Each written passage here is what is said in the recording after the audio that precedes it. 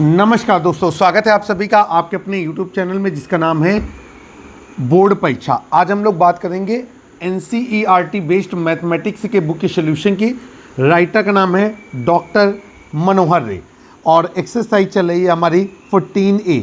यहाँ पर हम लोगों ने लिखा एक्सरसाइज 14A और आपको बताना चाहते हैं कि जो एक्सरसाइज 14 है ये सांख्यिकी, तो यहाँ पर हम लोगों ने लिखा सांख्यिकी से रिलेटेड है, ठीक है। और सांख्यिकी को कहते हैं स्टैटिक्स। चलिए भाई सवाल को आगे लेकर के चलेंगे,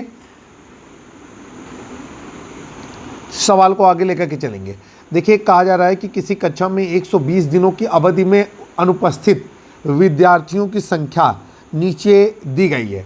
कहा जा रहा है कि प्रतिदिन अनुपस्थित विद्यार्थियों की संख्या का औसत ज्ञात कीजिए।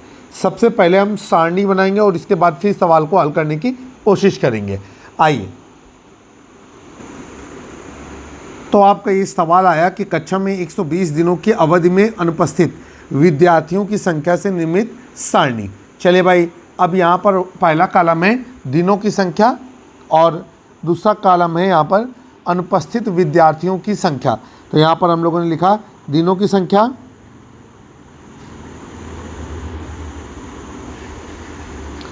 और अगले कॉलम में लिखेंगे अनुपस्थित विद्यार्थियों की संख्या।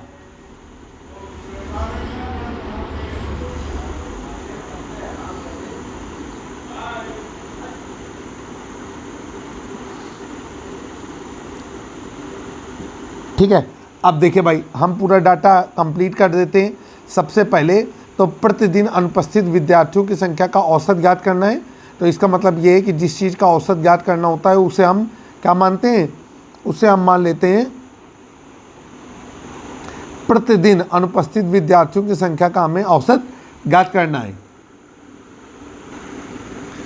अब हम लोगों को क्या करना है कि हमको दिनों की संख्या को मान लेना है x और अनुपस्थित विद्यार्थियों की संख्या को मान लेना है f। तो f होता है बारंबारता, तो ये हो गया हमारा x और बहुत सारे लोग इसे xi लिखते हैं और इसे हम लोग लिख दिया f। अब जो डाटा है वो हम कवर करते हैं। तो दिनों की संख्या है यहाँ पर कितनी 2, तो अनुपस्थित विद्यार्थियों की संख्या है 0। दिनों की संख्या है 3, तो अनुपस्थित विद्यार्थियों की संख्या है 1। दिनों की संख्या है 10, अनुपस्थित विद्यार्थियों की संख्या है 2। इसके बाद दिनों की संख्या है 52, तो अनुपस्थित विद्यार्थियों की संख्या है 3। दिनों की संख्या है 32, तो अनुपस्थित विद्यार्थियों की संख्या है 4। इसके बाद दिनों की संख्या है 15, तो अनुपस्थित विद्यार्थियों की संख्या है 5। फिर दिनों की संख्या है 4, तो अनुपस्थित विद्यार्थियों की संख्या है 6। फिर दिनों की संख्या है 2, तो अनुपस्थित विद्यार्थियों की संख्या है 7। तो आपको मालूम होना चाहिए कि हम कहना चाहते हैं कि 2 दिन ऐसे हुए हैं 120 दिनों में जिसमें एक भी छात्र अनुपस्थित नहीं हुआ है। 3 दिन ऐसे थे जिस दिन केवल एक छात्र अनुपस्थित हुआ है। ऐसे 52 दिन थे जिस दिन केवल 3 छात्र अनुपस्थित हुए। अब हम लोग यहाँ से क्या निकालते हैं कि आपको बताना है कि प्रतिदिन अनुपस्थित विद्यार्थियों की औसत संख्या क्या है। तो हमको मालूम है कि x bar is equal to summation fx upon summation f। आइए हम इसे हल करने की कोशिश करते हैं। तो यहाँ पर हम fx निकालेंगे। तो यहाँ पर हम लोगों ने लिखा fx।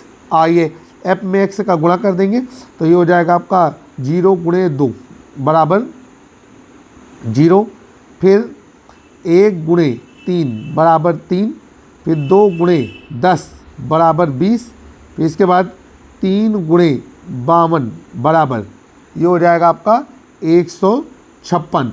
और इसके बाद हो जाएगा आपका 4 गुणे 32, तो ये हो जाएगा आपका 128। और फिर इसके बाद हो जाएगा हमारा 5 गुणे 15, तो ये हो गया आपका 15 पना 75। फिर ये हो जाएगा आपका 6 गुणे 4, तो ये हो गया आपका 6 चौका 24।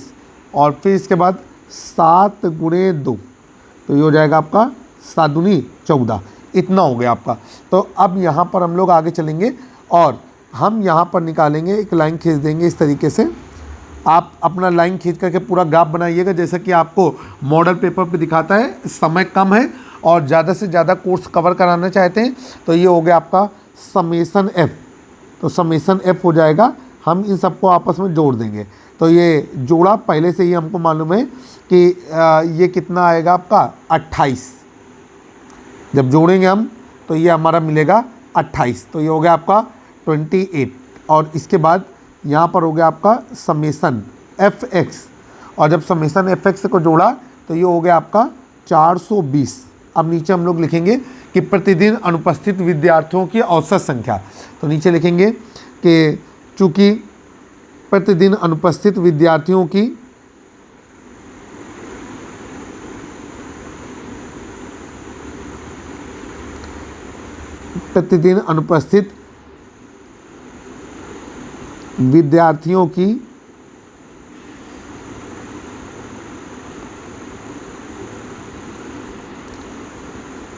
औसत संख्या, और ये हो गया हमारा x bar is equal to summation f x upon summation f. आइए समेसन एफ एक्स का मान रख देंगे तो ये हो जाएगा आपका 420। 420 में हमने 28 का भाग दिया और ये आ गया आपका कितना 15। देखिए कैसा हो जाएगा आपका 15, और ये आपका आंसर आ गया। इसका मतलब ये है कि आप इबारती प्रश्न का उत्तर इबारत में लिख सकते हैं कि प्रतिदिन अनुपस्थित होने वाले विद्यार्थियों की औसत संख्या 15 है। इसका मतलब ये है कि जो डाटा हमें दिया गया है उसके अकॉर्डिंग लगभग 15 छात्र प्रतिदिन अनुपस्थित रहते हैं। चलिए भाई आगे चलते हैं। आप कह रहे हैं कि क्वेश्चन नंबर 2, क्वेश्चन नंबर 2 आपकी स्क्रीन पर कहा जा रहा है कि 60 परीक्षार्थियों के किसी विषय में प्राप्त अंक निम्नलिखित दिए गए हैं। ठीक है, चलिए भाई एक टेबल बना देते हैं। तो यहाँ पर लिखेंगे कि 60 विद्यार्थियों के, यहाँ पर हमने लिखा 60 विद्यार्थियों के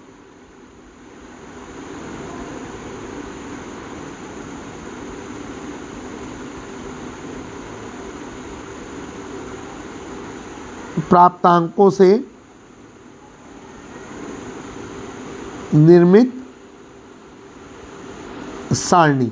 चले भाई 60 विद्यार्थियों के प्राप्तांकों से जो निर्मित सारणी है वो क्या रहेगी। सबसे पहले तो हमने कॉलम लिखा प्राप्तांक, ठीक है, तो यहाँ पर कॉलम बना दिया हमने प्राप्तांक, और अगला कॉलम है विद्यार्थियों की संख्या।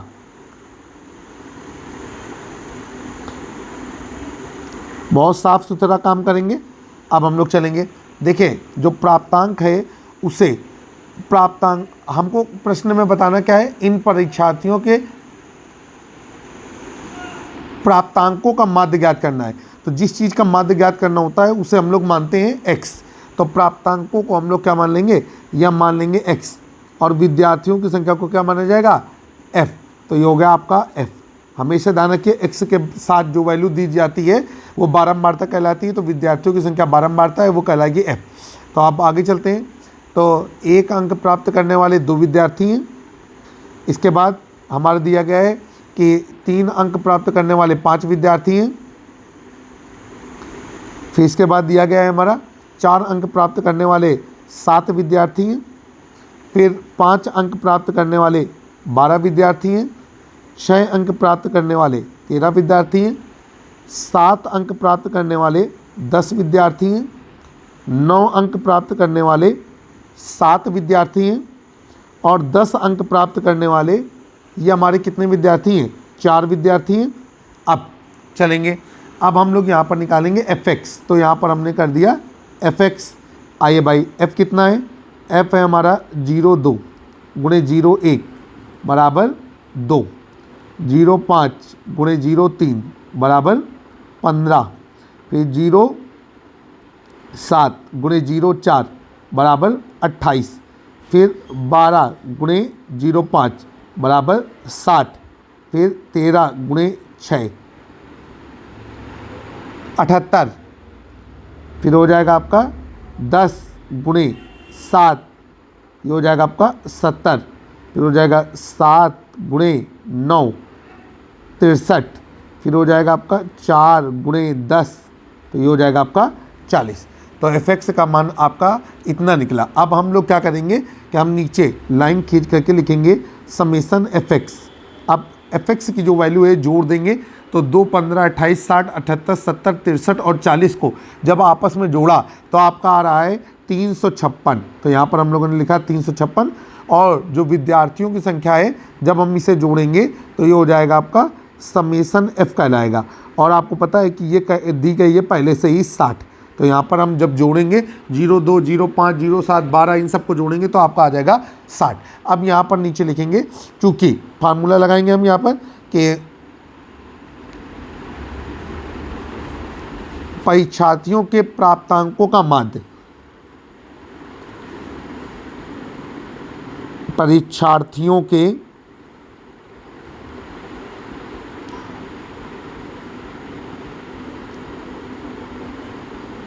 प्राप्तांकों का माध्य, और ये हो गया आपका x bar is equal to, formula हो गया आपका summation f x upon summation f. आइए देखिए, समेसन का निशान हमसे अच्छा नहीं बन पा रहा है, उसमें आप डाउटफुल ना रहिएगा। 356/60। अब जब हम काटे पीटेंगे तो आपका आंसर आ रहा है 5.93। ये आपका आंसर हो गया। इसका मतलब ये कि परीक्षार्थियों के प्राप्तांकों का जो माध्य है वो है 5.93। अब हम लोग चलेंगे अगले सवाल की ओर, जो है सवाल नंबर 3। सवाल नंबर 3 आपके सामने आपकी स्क्रीन पर। सवाल क्या कह रहा है? कह रहे हैं कि किसी कक्षा में अध्यापिका ने पूरे सत्र के लिए अपने कक्षा के 40 विद्यार्थियों के अनुपस्थित निम्नलिखित एक रूप में एक रिकॉर्ड के रूप में बनाई है। एक विद्यार्थी जितने दिन अनुपस्थित रहा उसका माध्य ज्ञात कीजिए। ठीक है, तो यहाँ पर लिखेंगे कि 40 विद्यार्थियों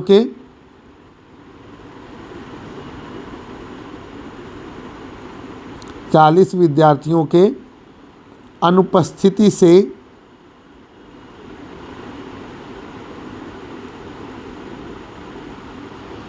निर्मित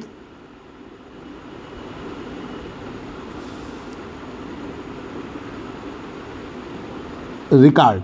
आइए भाई, सबसे पहले तो हो जाएगा आपका दिनों की संख्या और उसके साथ है विद्यार्थियों की संख्या। तो यहाँ पर हम लोग लिखेंगे दिनों की संख्या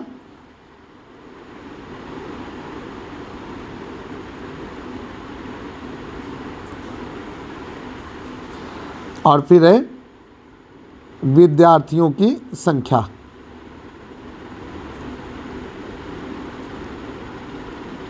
चलिए भाई, अब जो दिनों की संख्या है उसे हम नोट करेंगे। तो हमारे हो गए, अब की बार जो आंकड़े दिए गए हैं वो वर्गीकृत दिए गए हैं, मतलब वर्ग अंतराल के रूप में दिए गए हैं। तो ये हो गया आपका 0 से 6 दिन। कितने विद्यार्थी हैं? 11 विद्यार्थी ऐसे हैं जो 0 से 6 दिन एब्सेंट रहते हैं। इसके बाद 6 से 10, तो ये हमारे विद्यार्थी कितने हैं? ये हैं 10। ये कितने विद्यार्थी हैं? हमारे 10। फिर 10 से 14, ये हमारे विद्यार्थी हैं 7। 14 से 20, ये विद्यार्थी हैं हमारे 4। और 20 से 28, ये विद्यार्थी हैं हमारे गिनती में 4। मतलब 4 ऐसे विद्यार्थी हैं जो 20 दिनों से लेकर 28 दिनों के बीच में एब्सेंट रहते हैं। तो अब आपसे कह रहा है एक विद्यार्थी जितने दिन अनुपस्थित रहा उसका माध्य ज्ञात कीजिए। तो ये जो आपका वर्ग अंतराल दिया गया है, इससे हम मध्य बिंदु निकालेंगे। ठीक है, या उसी को हम बोलते हैं मध्यमान। ठीक है, तो मध्य बिंदु x बराबर निम्न सीमा प्लस उच्च सीमा बटे 2। तो फार्मूला यहाँ पर लगाएंगे। अच्छा, एक बात ध्यान रखने वाली ये है कि वर्ग अंतराल के साथ हमेशा हमको बारंबारता दी जाती है। तो ये हो गया हमारा f। अब यहाँ पर लिखेंगे मध्यमान, या हमने लिखा मध्य बिंदु।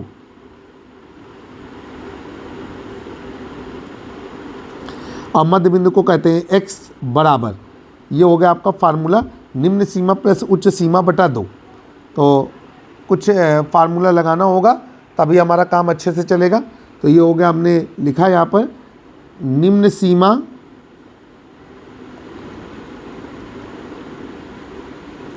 प्लस उच्च सीमा बटा 2। ठीक है, अब हम लोग आगे चलेंगे। अब हमारा क्या निकलेगा? fx। इतनी चीज़ें हमारे पास है। आइए भाई, ये निम्न सीमा क्या है? 0, उच्च सीमा है 6, तो 0 धन 6 बटा 2, तो ये हो जाएगा आपका 6 बटा 2। ये हो गया आपका 3। इधर हो जाएगा आपका 6 धन 10 बटा 2 बराबर 16 बटा 2, और ये हो जाएगा आपका 8। 10 धन 14 बटा 2 बराबर 24 बटा 2, ये हो जाएगा आपका 12। 14 धन 20 बटा 2, और ये हो जाएगा 20 10 30 34 बटा 2, और ये हो जाएगा आपका 17। इसके बाद 20 धन 28/2 और ये हो गया आपका 48/2 और ये कहलाएगा 24। तो आपने देखा कि किस तरीके से हमने निम्न सीमा प्लस उच्च सीमा बटा 2 किया। आपको समझाने के लिए किया, आप चाहें तो 0 धन 6/2 बराबर 3 भी लिख सकते हैं। आइए अब f(x) का मान निकालना है। तो देखिए भाई f का मान क्या है आपका 11, तो 11 गुणे 3 बराबर 33, फिर 10 गुणे 8 बराबर 80।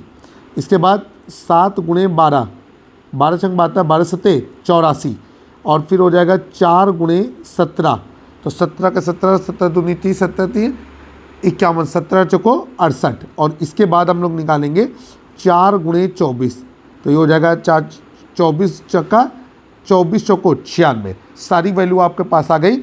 आप यहाँ पर नीचे लिखेंगे समेसन f(x) और समेसन f(x) क्या करेंगे, इन सबको आपस में जोड़ देंगे। ठीक है। अच्छा देखिए थोड़ी सी गलती और रह गई, अभी कुछ और डाटा था लेकिन पेज हमारे में फटा हुआ था, मैं ध्यान नहीं दे पाया और PTO करके लिखा हुआ था कि आप आगे भी देखिए। अभी डाटा है अब 28 से 30, तो ये 28 से 30 में है हमारा 3 और हमारा 28 से 38, 30 नहीं दोस्तों 38, तो ये हो गया आपका 28 से 38, तो ये हो गया हमारा 3 और 38 से 40,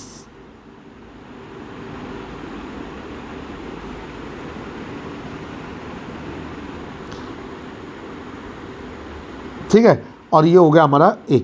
अब ये हो गया आपका 28 प्लस 38/2।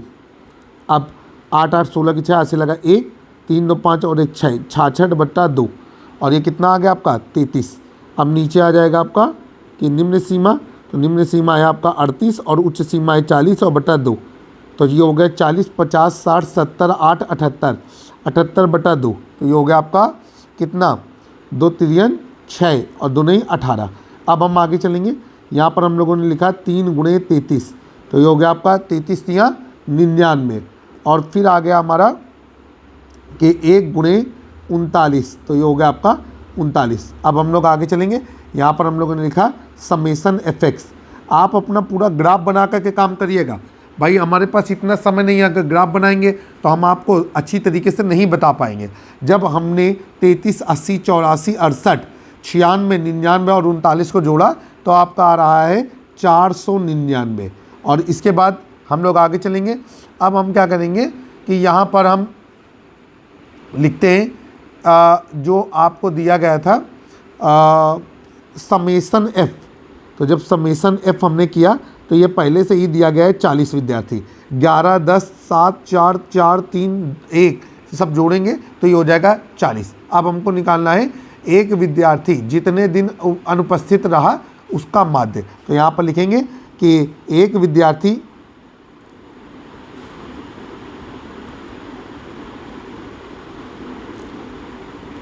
जितने दिन अनुपस्थित रहा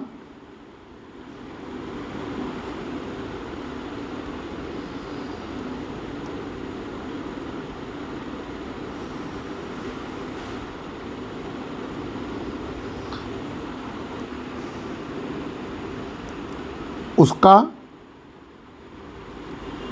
माध्य, और ये हो जाएगा हमारा x bar is equal to summation f(x) upon summation f।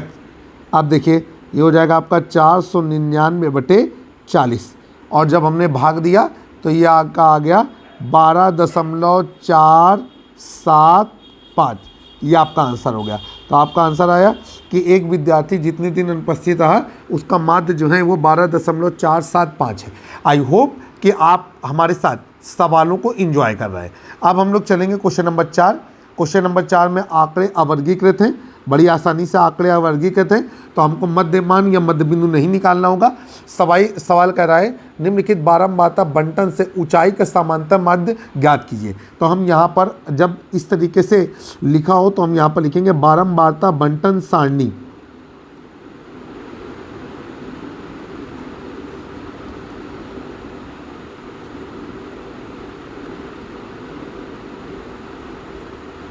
बारंबारता बंटन सारणी। चलिए भाई बारंबारता बंटन सारणी शुरू करते हैं। तो ये हो गया आपका सबसे पहले कॉलम ऊंचाई, इसके बाद आदमियों की संख्या,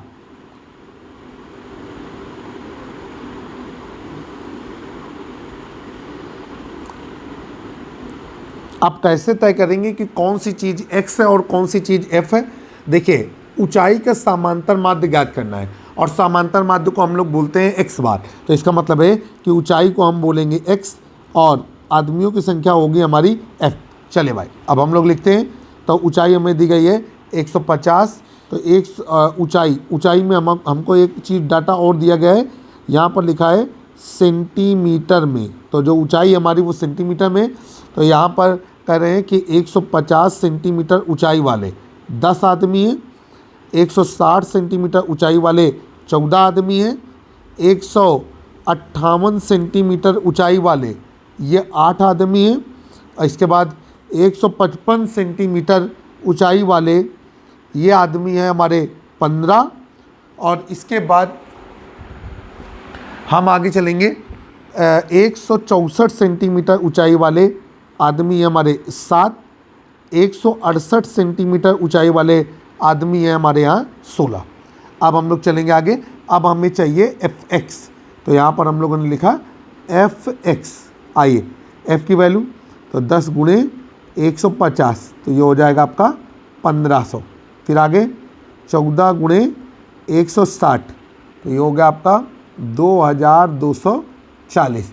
फिर इसके बाद 8 गुणे 158, ये हो गया आपका 1264। फिर आगे चलेंगे 15 गुणे 155 और ये हो गया आपका 2324। फिर 164 गुणे 7 गुणे 164, भाई एफ एक्स है तो पहले एफ रखो फिर एक्स रखो। 7 गुणे 164 जब गुणा करेंगे तो हमारा आएगा 1148। इसके बाद 16 गुणे 168 और हमारा आ रहा है 2688। अब हम लोग क्या करेंगे कि यहाँ पर हम लोग निकालते हैं समेसन एफ एक्स। अब ये सबको जब जोड़ेंगे, मैं बगल में कैलकुलेशन कर रहा हूँ और ये आ रहा है 11168। अब समेसन एफ एक्स निकालेंगे तो ये समेसन एफ निकालेंगे तो ये जोड़ने पे आ रहा है आपका 70। चले भाई अब फार्मूला हम लोग लगाएंगे। तो यहाँ पर लिखेंगे ऊंचाई का समांतर माध्य। तो यहाँ पर फार्मूला लिखेंगे, चूँकि ऊंचाई का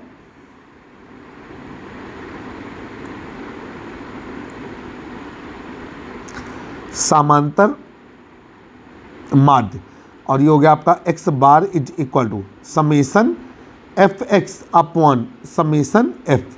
आइए ये हो गया आपका 11168 बटे नीचे हो गया आपका 70। अब जब हमने 11168 में 70 का भाग दिया तो ये आ गया आपका 159.5। और देखिए ऊंचाई की माप यहाँ पर सेंटीमीटर में दी गई है, तो हम भी आंकड़े को सेंटीमीटर में रिप्रेजेंट करेंगे। तो ऊंचाई का जो समांतर माध्य है वो 159.5 सेंटीमीटर निकलेगा।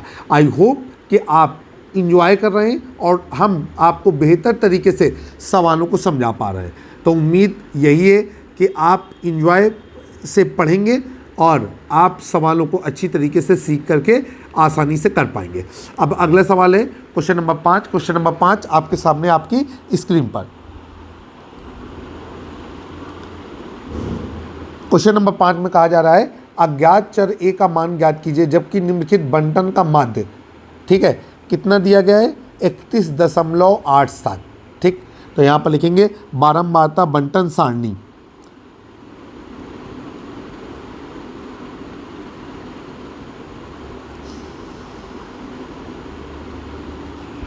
बारंबारता बंटन सारणी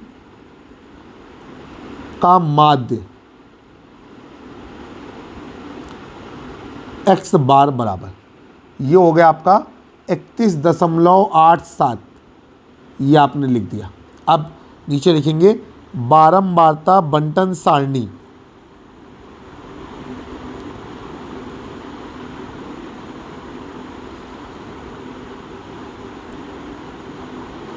चलिए भाई, बारंबारता बंटन सारणी बनाते हैं।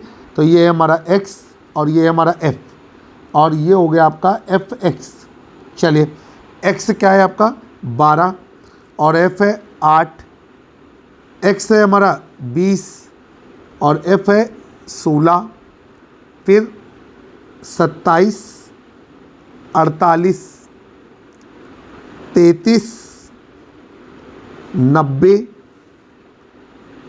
A 30, 54, 8।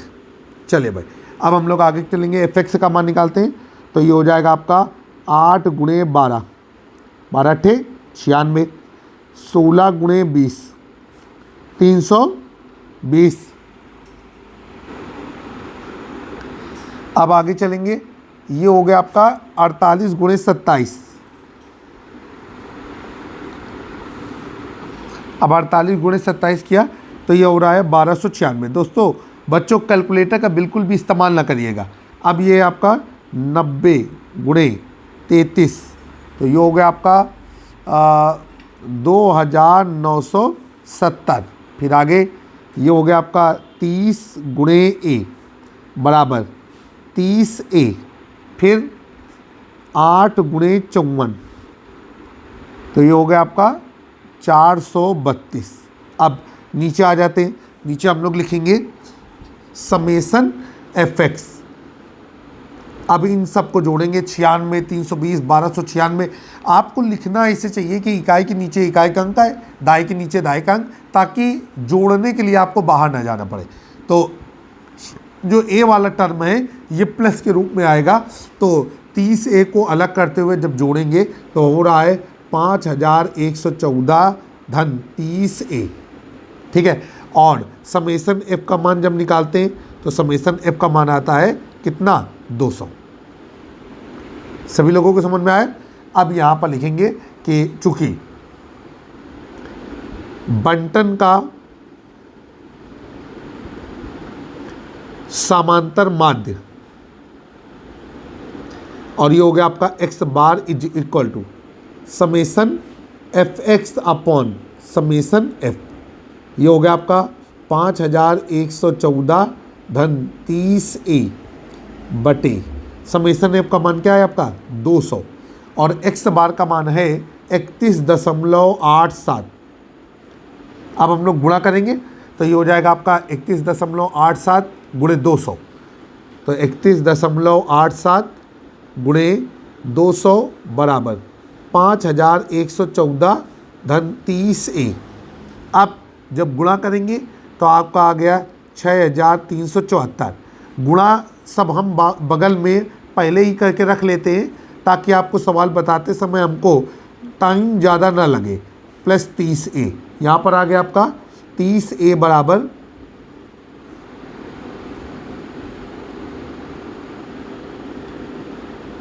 6374 माइनस 5114 और यहाँ पर आ गया 30A बराबर, ठीक है, 30A बराबर ये हो गया आपका 1260। A बराबर 1260 बटे 30 और A बराबर ये हो गया आपका काट पीट करके 42।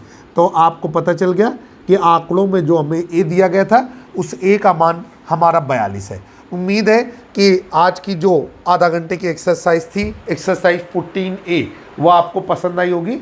आप पढ़ रहे थे और देख रहे थे अपना YouTube चैनल जिसका नाम है बोर्ड परीक्षा। जय हिंद, जय भारत। कक्षा 9, 10, 11, 12 के मैथ के सोल्यूशन के लिए जुड़े रहें आप अपने YouTube चैनल पर जिसका नाम है बोर्ड परीक्षा। फिर मुलाकात होती है, तब तक के लिए नमस्कार।